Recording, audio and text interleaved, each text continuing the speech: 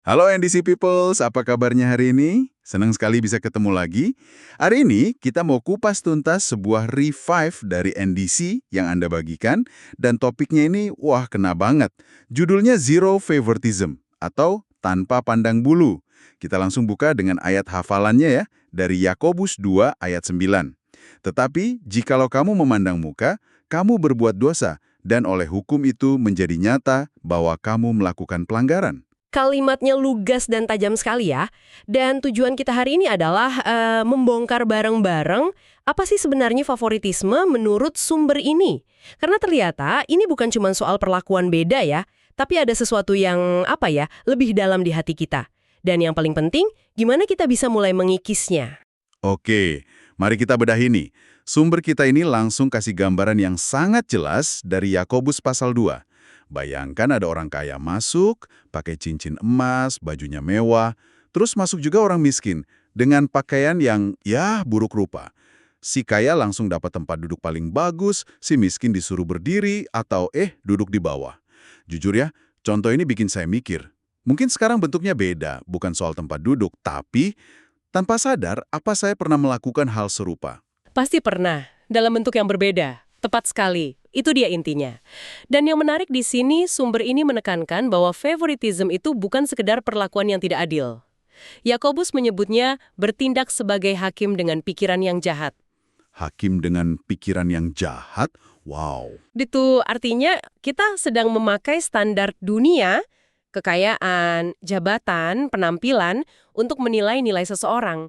Padahal Tuhan punya standar yang sama sekali berbeda kan? Kita sedang menghakimi pakai kacamata yang salah. Nah, ini dia bagian yang sangat menarik buat saya. Biasanya kan kita mikir favoritisme itu ya lebih suka sama yang kaya, yang kuat. Tapi sumber ini membalik logikanya. Ternyata memihak si miskin atau yang terpinggirkan, tapi hanya karena kita benci pada si kaya atau yang berkuasa, itu juga favoritisme. Itu juga favoritisme. Akarnya sama-sama penghakiman. Tunggu dulu, saya mau pastikan saya paham.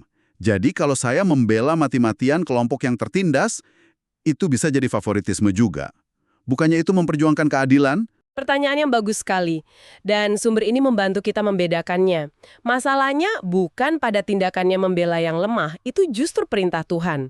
Masalahnya ada di motivasi hati. Apakah kita membela karena kasih kepada yang tertindas atau karena kebencian dan kepahitan terhadap yang menindas? Oke. Kalau motivasinya kebencian, kita masih bertindak sebagai hakim.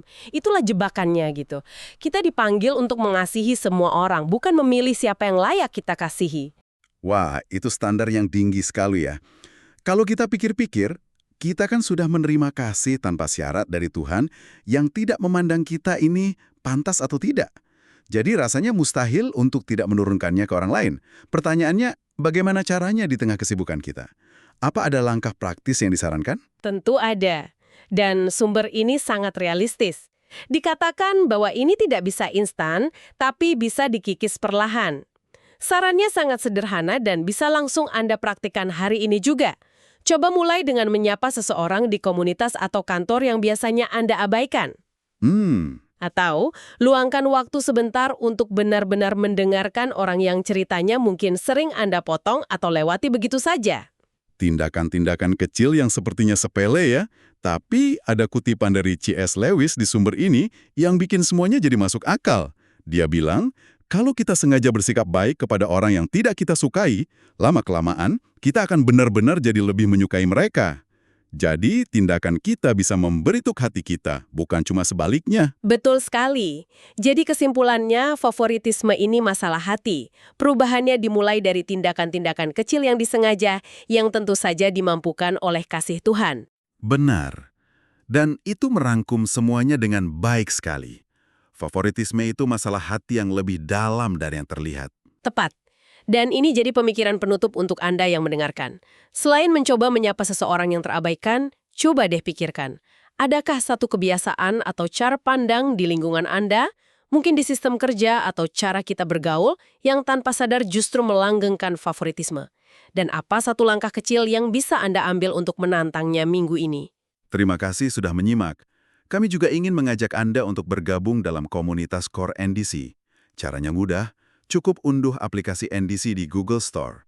Tuhan Yesus memberkati.